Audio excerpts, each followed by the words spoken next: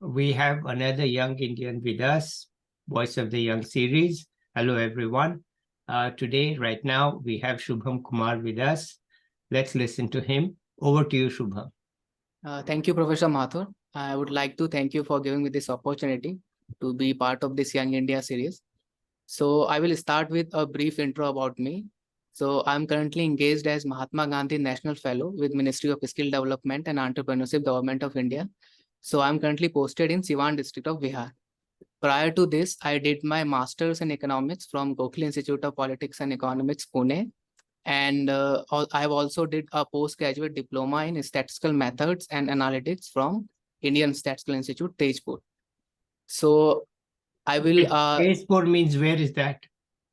It is in Assam. Yeah, I Assam. know Tezpur very well. One of my Yeah. friends lives there. I'm not sure if others would get it because Tezpur is a very small town and it's unknown to most people. So I thought I should intervene and remind them that it is from Tezpur. Okay, good. Let's continue.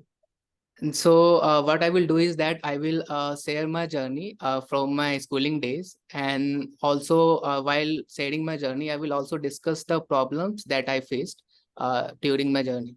So I have did my schooling from government schools, which is in in Bihar. It is in Hindi medium. So the names of the schools were like Rajkiya Kirti Madhya Vidyalay. It was in my village only, and after that, I pursued even class intermediate also from government schools only. So in Bihar, generally what happens is that when you are, you give your 10th examination, board exams. So if you score first division in your 10th board, then you get to decide between only science or biology as a subject. And if you get second division or third division, then you can choose arts or humanities. It's not like it's there in the rule, but parents don't want their children to study arts or humanities in Bihar especially. So unlike every other student from Bihar, I also prepared for IITJ examination after class 10th. So for that, I had to leave my home at a very, early age. Like I was in class 10th only, and then when I went to class 11th, I had to leave my hometown, my home, to some other city for education, so for better education, because the education infrastructure in my hometown was not sufficient enough for me to prepare for IIT's examinations. So most of the students move from their hometown to either the capital city of Patna or other different states, especially like Kota. They go to places like Kota or Patna only. So I went to Patna for my further studies. So and I was not able to clear my IIT's examinations after class 12th. So, and I was also already, I had decided that I will not do my, BTech from private institutes or private colleges. So I decided that I will do a bachelor's in science. So for that, since I started, preparing for IIT's examinations, so I got interested in chemistry as a subject. So I think that I will, I will join Patna Science College and do bachelor's in chemistry. So for that, they had this entrance examination also. So I had to appear for the entrance examination. But just, 3-4 days before the entrance examination, my grandmother passed away. So I was not able to sit for that examination. And by the time I came back from my home to back to Patna, most of the colleges had their admissions, they had completed their admission process. So I had no choice than to, go to and visit every other college and try to get my admission somehow, because otherwise I would have to drop another year for IITs and all that. So what I did was that I picked up all the documents that were necessary for graduation, taking into admission to graduation, and I started roaming around to different colleges. At that time, internet was not very prevalent in Bihar, especially. And even today also, if you go to, the websites of the colleges in Bihar, they are not updated. You cannot get to know what is the syllabus, what are the courses that they are offering, or the admission process is still going on. Or you cannot get this kind of information on the websites. So I had to visit those colleges physically. So while I was doing this, I went to AN College, Patna, Anugrah Narayan College, it is called. So there I went and I tried to get into BSc chemistry only. But on the notification board, it was written that just below the chemistry, it was written 80, nothing like percentage or nothing. So I misinterpreted that as the marks required, like the percentage marks required overall, but it was only for the subject. Like if you have got 80 in chemistry, you can take the admission. But fortunately or unfortunately, I misinterpreted that. And then I went along with, to other departments. So I went to economics department. So there they had this cutoff as 75%. So I had scored above that. So I was able to take admission into economics there only. So that's how I chose economics in graduation, accidentally. Okay. Yeah. But just after, choosing economics as a subject, it did not took very long for me to realize that is a very good subject. So I got interested in this, and I started, learning economics, and unaware of the fact that in Bihar, if you do bachelor's, simple, they used to call it simple graduation. If you do bachelor's in non-technical subjects, there is no scope, there is no employability in the state itself. So unaware of these things, I just, started learning economics. But then my older brother asked me that whether if you want to, have a career in economics only, then you have to somehow get into Delhi University for masters. So at this time, I didn't even knew about Delhi School of Economics or ISI or Gokhale, none of them. I did not have any information about them. So I started searching on the internet, and then I found out, I collected and some data, and then I prepared a list of top 10 colleges in India for masters in economics. Okay. And I started preparing for the master's entrance, and during my second year of the graduation. So while I'm discussing this, I would also like to add one more point, is that in Bihar, especially in bachelor's, if we compare the syllabus with Delhi University, it is very, it is very old compared to, what they are teaching in Delhi University. So syllabus is not up to the mark. If you have studied in Bihar only, then if we take a student from, a graduate student from Bihar who has did bachelor's in economics and a graduate student from Delhi University, they will not be comparable on any ground, because the syllabus is very old here. It is not updated. And the reference books that they are following in Bihar, they are not up to the mark also. Okay. So what I did was that I got this, the syllabus of Delhi University and the reference book that they have mentioned on the syllabus. So I started reading from those books. So the first book that I bought was from Gregory Mankiw, the principal of economics. Yes. So that book was very fantastic, and that built my base in economics. So I started then studying from different books like Haller-Varian and other books which are standard. Wait, let me stop you. When I was a student at MIT, Hal Varian was a young man. He taught us microeconomics. And at that time, he didn't have a book. We used to get his handwritten notes. Okay. That later on became the master's book, not the undergraduate book, but which they use in PhD courses. He used to write those by hand, and there was no Xerox machine. There was the old-fashioned cyclostyle, it's called, right? Okay. It's not Xerox, it's before Xerox. We used to get those notes, and he used to say, look, guys, I'm thinking about these things. So here is what I'm thinking. And so this was our course, not even a book. That was just his thinking at that time. And later on, of course, his handwritten notes became his PhD level book, because he was teaching us in PhD. And then, of course, it became a very popular book. It was a revolutionary book at that time. It completely changed. Then he wrote the undergraduate book, which you are mentioning. And, Baby Varian, we used to call it. Right now, for years, he is the chief economist at Google. Well, yeah. Right. Okay. So let's continue. I'm glad to hear his name. Yeah. So I started studying from these standard textbooks that Yeah. are followed in Delhi Yeah. University. Yeah.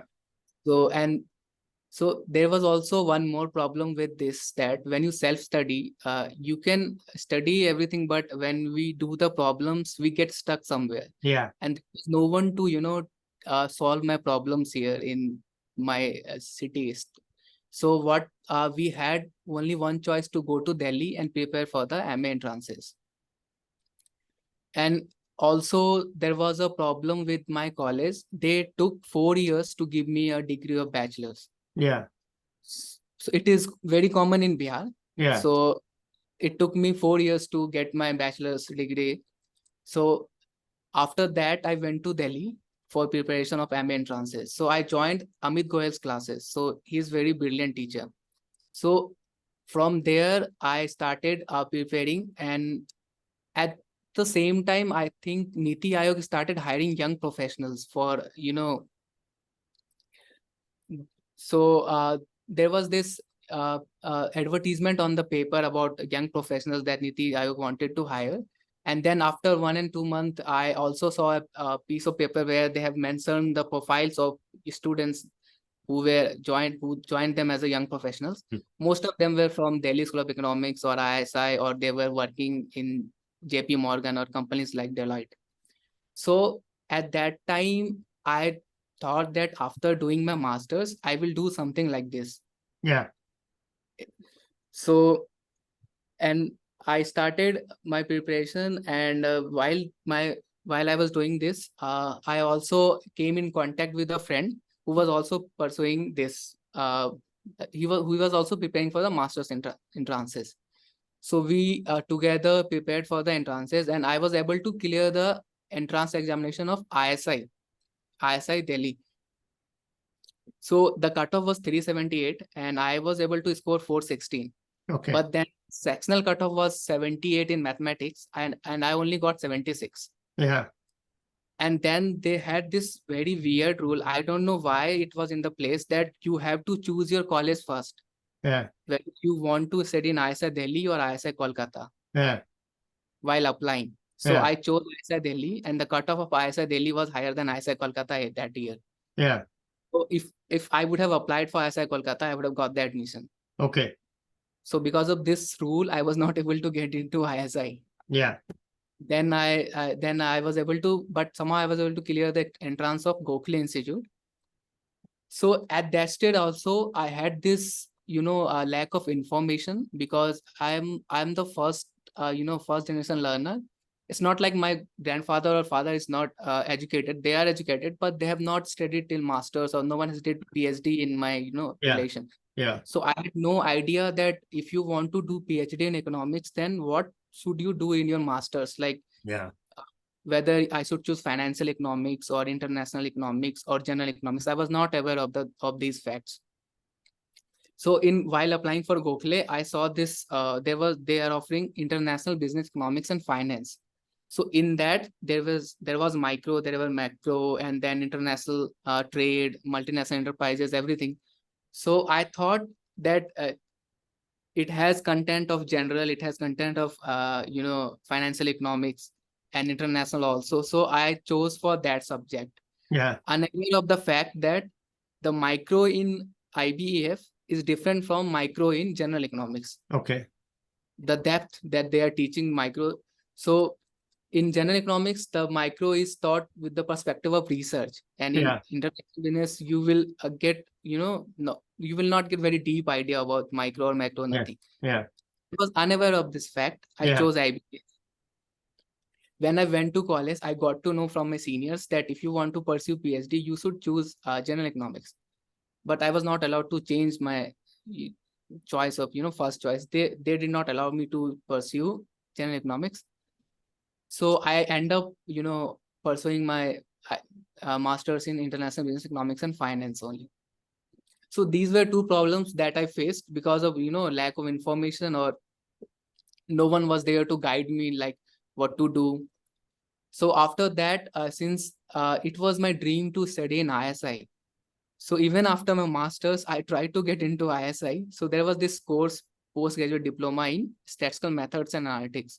So I appeared for the examination and I was able to get into ISI Tezpur. Yeah. From that. So I studied mathematics and statistics there. And after that, while I was pursuing this, the notification of MGNF came out at the same time. Yeah.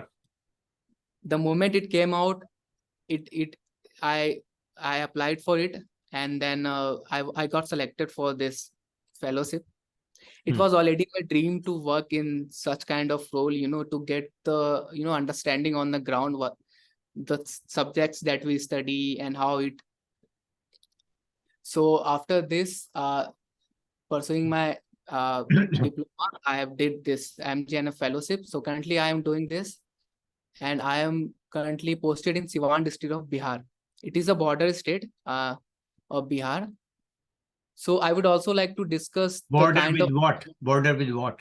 border with Uttar Pradesh. Yeah, okay. This is not a real So border. earlier it had a border with Nepal, Greater Nepal, but after the changes in geographical things, it had a border with Uttar Pradesh now.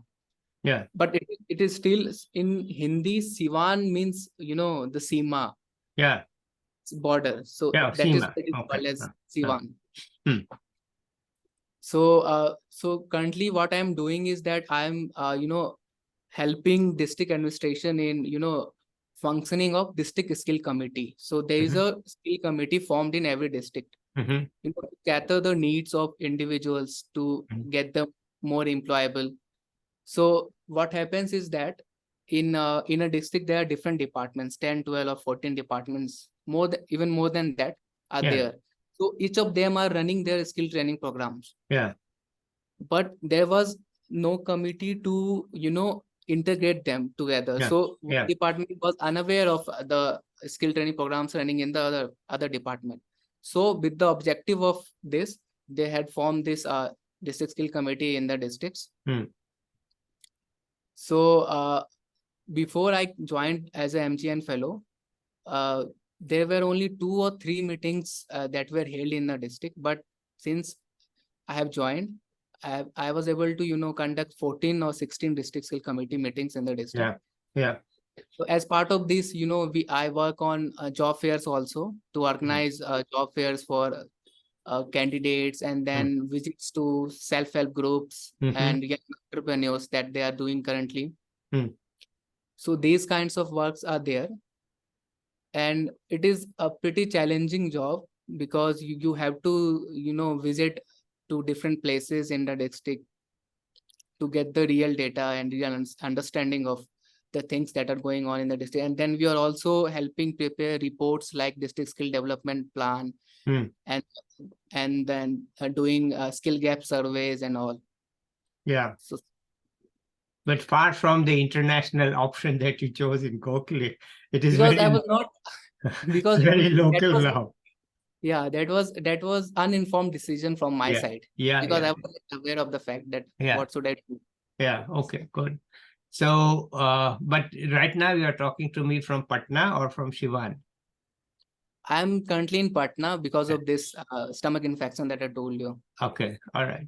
Okay. So Patna is your home, or is just you are here temporarily? No, I'm here at my Masi's place. My hometown is Begusarai. Begusarai. Okay. So you are all right. Good. But are you happy with what you are doing? Yeah, I'm happy with what I'm doing. I have learned a lot, especially, I have understood the public policy, how it gets implemented. Yeah. Sometimes policy is very good on paper, but when you implement it, then you face different kind of challenges that you are completely unaware of. So I have understood a lot from this fellowship. Okay. And do they pay you enough? Yeah, it's a decent pay. It's a decent pay. Okay. All right. Well, I must say that it is a very, very impressive journey. Very hard work and determination. Complete lack of knowledge, but somehow you've landed up in the right place where you are happy with your work and they're paying you enough. That's a good combination. To be happy with your work and you think you are being paid okay amount, may not be great, but it's okay. So it should be an inspiration to other people from all over, especially Bihar, if they watch you, that And so, what advice would you give to young people? When you've had a tough life, you come through it, what would be your hints? I would say that just follow your passion, because somehow you will end up doing what you want to do in life. If you follow your passion, you will somehow end up doing what you want to do. Okay. And And focus on the learning aspect of, especially students from Bihar, they focus on outcomes and goals. Like education is seen as a mean to, get monetary benefits instead of, learning, focusing on the process of learning. okay. How was it in Tezpur? It's very different from any other part of India. How was your life there? And what were the students like there? Were they from all over India? What was it like? Just They tell were us. from all over the India, Uh, most of the students from IITs, Yeah, and then students from Northeast also. yeah. So it was a mix of, there was a South Indian also, and then student from Uttar Pradesh, Madhya Pradesh, even one of them was from Odisha. So it was, complete uh, all over the India, and especially students from Northeast, like we people of North do not know, very much about the culture and everything about Northeast. Even I was unaware of so many things about Northeast. Then it was a beautiful city. Right. All right. So what's your future now? So I'm planning to do my PhD. Even I got IIT Jodhpur's. I was able to get the admission, but since I'm doing this fellowship, so I cannot do the uh, you know both of the things. So I will apply again and try to get into a PhD program. Wonderful. And after the PhD, become a professor? Yeah, that's the final goal. Welcome to the club. Yeah, thank you. Welcome to the club. Hopefully, I will end up there. Yeah. Okay. It's a great journey. Shubham, it's a very inspiring journey. Anything else? We'll catch up with you maybe 1 year from now to see Yeah. where you are. But for the moment, anything else you want to add? No, nothing. No, I no. think Okay. I have shared most of the things. Okay, fine. Good. So let me once again congratulate you on a very, very impressive career, hard work, and really pushing ahead and making things happen, not just for you, but I'm sure for others that know you and so on, your inspiration. Okay, let's say bye to the viewers now. And I'll be back with another young person or an expert soon. Till then, bye, everybody. Bye. Bye.